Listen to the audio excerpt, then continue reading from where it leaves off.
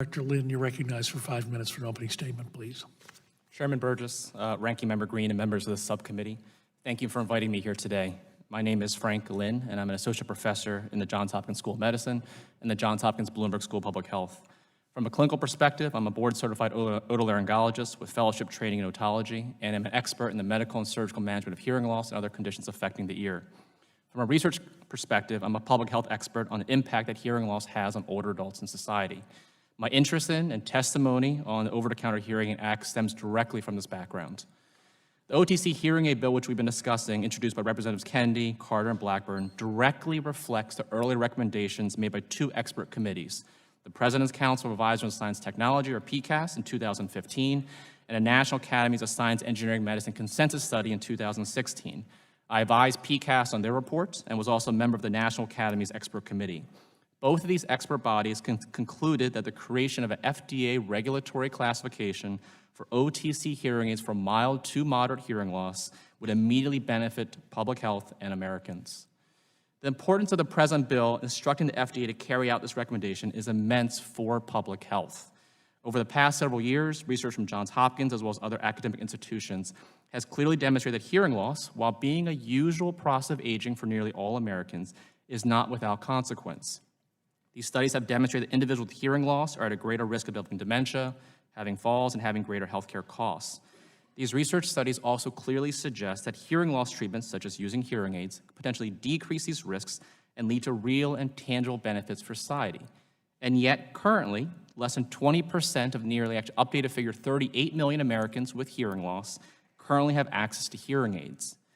The reason for this low rate of use stems largely in part from the current regulatory framework that only allows for a one-size-fits-all model of obtaining hearing care. That is, for the average American nowadays, to obtain hearing aids, he or she has to make repeated trips back and forth to a licensed hearing professional who basically serves as gatekeepers now to consumers being able to obtain hearing aids. While this model is clearly appropriate for people with more severe hearing losses and more complex hearing losses, this model is extremely expensive and is clearly not needed by every one of the 38 million Americans with hearing loss. At present, the average cost of obtaining 2 hearing aids is about $4,700, which, when put into perspective, means that for the average American, a pair of hearing aids could be their third largest material purchase in life after a house and a car. The passage of the OTC hearing aid bill would allow for hearing aids meeting explicit performance standards that would ensure safety and effectiveness for mild to moderate hearing loss to be directly available to consumers. Based on the scientific literature, the best studies we have to date, such devices could safely provide levels of amplification that would be effective for individuals with mild to moderate hearing loss. Both established hearing aid manufacturers as well as consumer technology companies that have economies of scale manufacturing would then be able to enter the marketplace and sell devices directly to consumers that will come at a lower cost as many more are sold.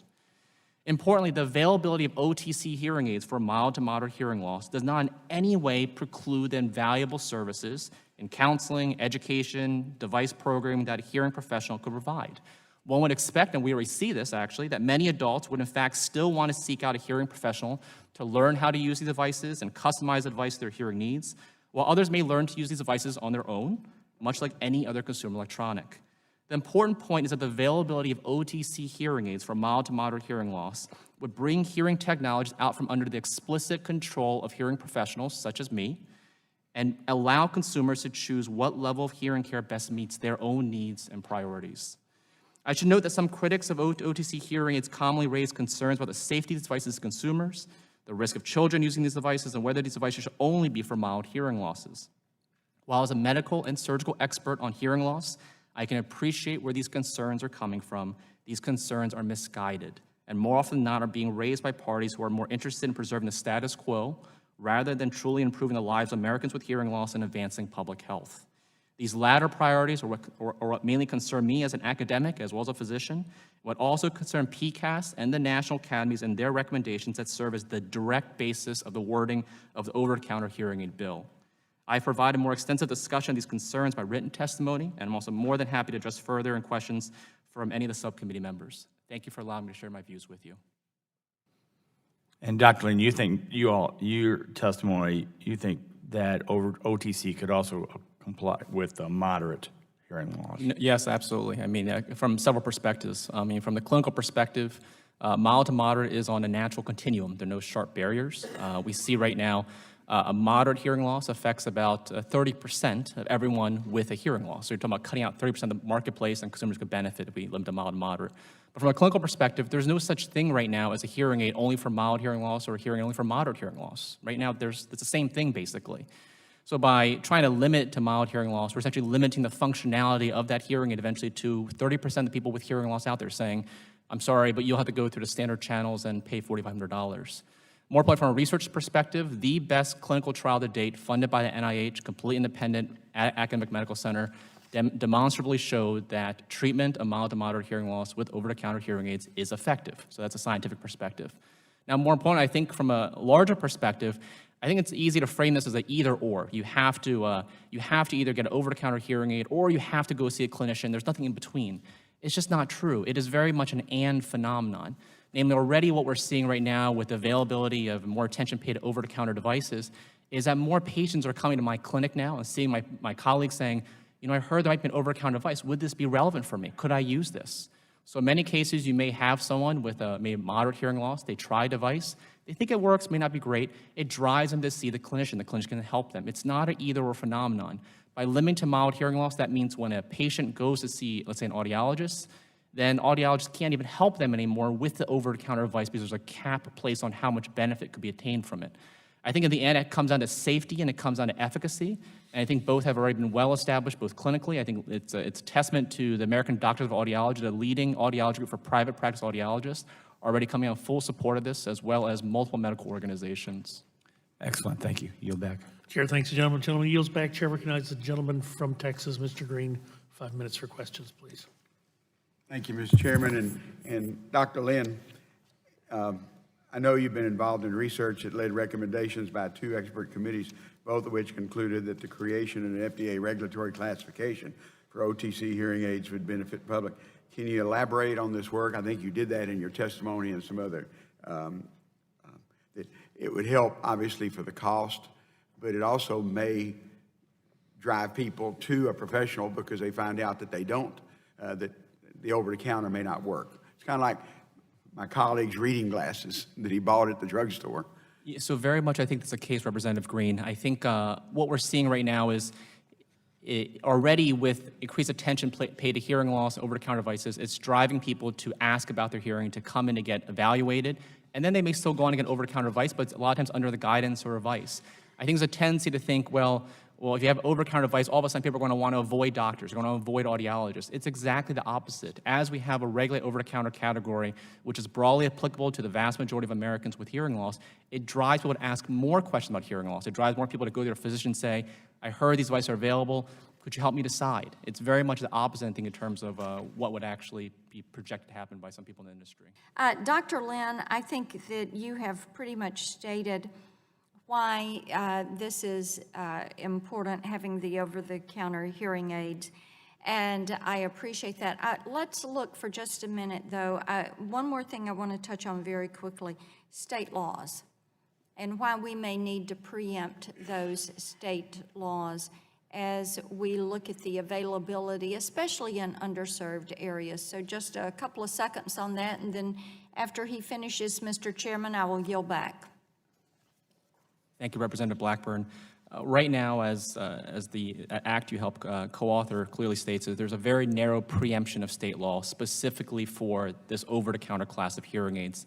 And this follows in lines of what the National Academies and PCAST recommended, is we want to make these devices broadly available to 38 million Americans with hearing loss. We don't want some states saying, well, these can't be given over-the-counter. So it does call for a very, very narrow preemption only for this one specific class of hearing aids.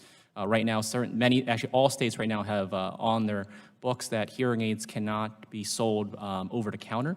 And those regulations evolved 40 years ago when the hearing aids back then could not be safely given over-the-counter. But clearly now, with the purpose of this act, it would create a narrow regulatory classification for a safe and effective hearing aid that could be given over-the-counter, and hence the need for a very narrow, limited set of state preemption for this. Thank you, Mr. Chairman. Dr. Lynn, thank you for your testimony and your advocacy on behalf of hearing health. Thank you for some of the questions that you answered earlier with regards to HR 1652. I wanted to flesh out a little bit there's been, in your testimony, you talked of this, and I know there's been some questions about it too, about the value of crafting that legislation for mild and moderate hearing loss versus just mild hearing loss. And I was hoping that you could just flesh out for me the medical difference between mild and moderate in terms of the causes and in terms of treatment to start. So from a clinical medical perspective, there is no difference. It's on a natural continuum. People progress from mild to moderate.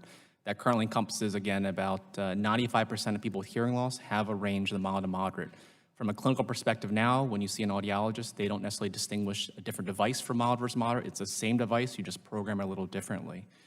That was very much the basis of the National Academy's recommendations I served on, as well as PCAS, recognizing it's a broad base of hearing loss. It's very much treated the same way, and hence, if we can have devices that are over-the-counter that are safe and effective for that broad range, why would we purposely handicap it? So we say 30% of people with hearing loss, they have to go through the traditional model. I think it's a little paternalistic from a medical point of view to say that. Now, I think importantly, too, as I mentioned before, it is not an either-or phenomenon. Already what we're seeing is people who have access or learn about over-the-counter devices is they're coming to physicians a lot of times asking, what should I do? What should I get? So in many cases, you can imagine, and I think this is where the American Doctor of Audiology sees this going, it's just another avenue of a way to help patients that come to see you, is that I can recommend to you my services. Top of that, I can recommend to you a custom-fitted, super customized hearing aid, or I can help you use an over-the-counter hearing aid. So to purposely limit to a mild hearing loss only handicaps the clinicians who are out there to help the patients, basically. And hence the broad need to address mild to moderate in this classification. And why would not requiring professional visit be safe for those with mild loss, but unsafe for those with moderate loss? I can think of none. From a medical and surgical standpoint, there is no distinction between the two. If it's safe for mild, it would be safe for moderate too, as well as effective. I think you can say as you go to more severe forms of moderate hearing loss, it's not that it becomes not effective, it gradually diminishes. You might need more assistance. But again, this is why it's not an either-or phenomenon. That is when you would go see a clinician and they could help you use that over-the-counter device, help you program it to adapt it to your lifestyle.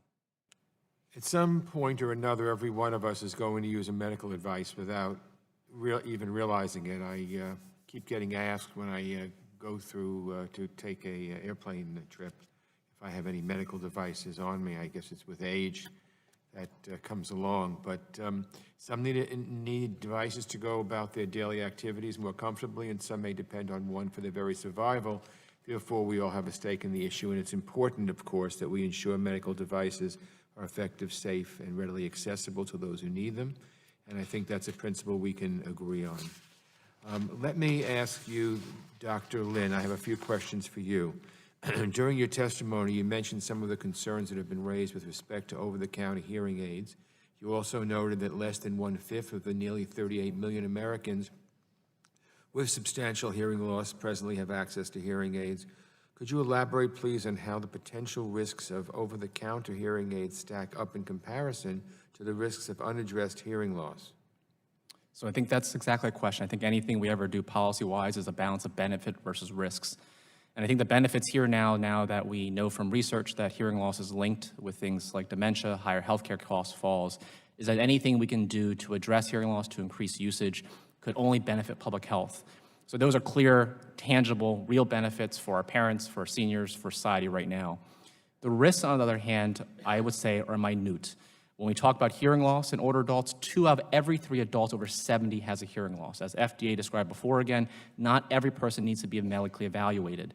The vast majority of hearing loss that is of a quote-unquote dangerous nature from a surgical perspective, things like cholesteatomas, tumors, things like that, invariably, in almost all cases, have warning signs. Either it's only a unilateral hearing loss, not in both ears, it's one hearing ear. You have pain, you have drainage, you have dizziness, you have vertigo, all of which would be clearly labeled at the outset in the labeling of these devices. So I think the minute chances of an undetected condition that do not have presenting signs and symptoms are very, very, very small and clearly outweighed by several orders of magnitude of the benefits of allowing the 80% of people who do not have hearing treatment now to get some form of help.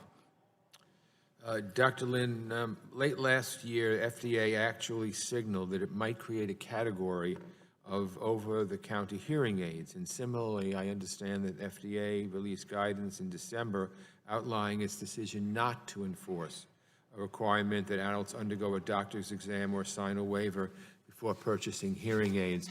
As an expert on hearing loss and as a medical professional, do you feel these were sound decisions on the part of FDA? I'm sorry, the last part, do I agree with these decisions? Yeah, do you, yes. Yes, no, I fully agree, and that's coming from my perspective as having served in the National Academies, advising PCAS, as well as my own role as, again, otolaryngologist and otologist at an academic medical center. Thank you. And finally, how does this bill affect consumer protections regarding the safety and effectiveness of hearing aids? And by that I mean, in your professional opinion, is there any reason to believe that consumers will be less safe as a result of the legislation before us today?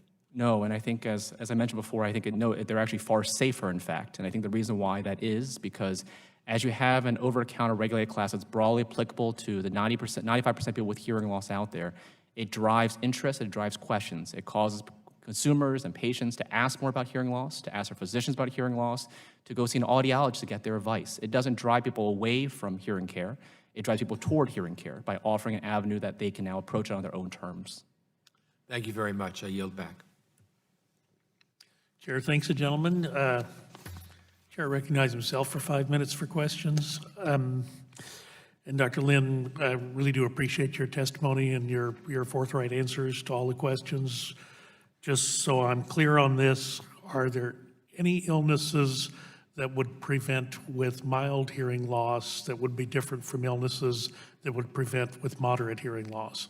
No, absolutely not. From the clinical medical perspective, it is on a natural continuum from one to another. There is no difference between the two in terms of how we necessarily manage it with existing devices. And I thank you for your written testimony. You actually addressed some of the concerns I had about children and the screening test done at birth and the school testing done. In your opinion, that is going to be an adequate catchment for those individuals? Absolutely. I mean, fortunately, the way we manage pediatric hearing loss in this country is actually very well done. We have universal newborn hearing screening. Every state has some degree of school-based screening. If you're low income, Medicaid in all 50 states covers hearing aids and services for children. So the medical system for hearing loss in kids is completely different in many ways, fortunately. So I do not see virtually any risk of these being inadvertently or improperly used in children. There's no reason to.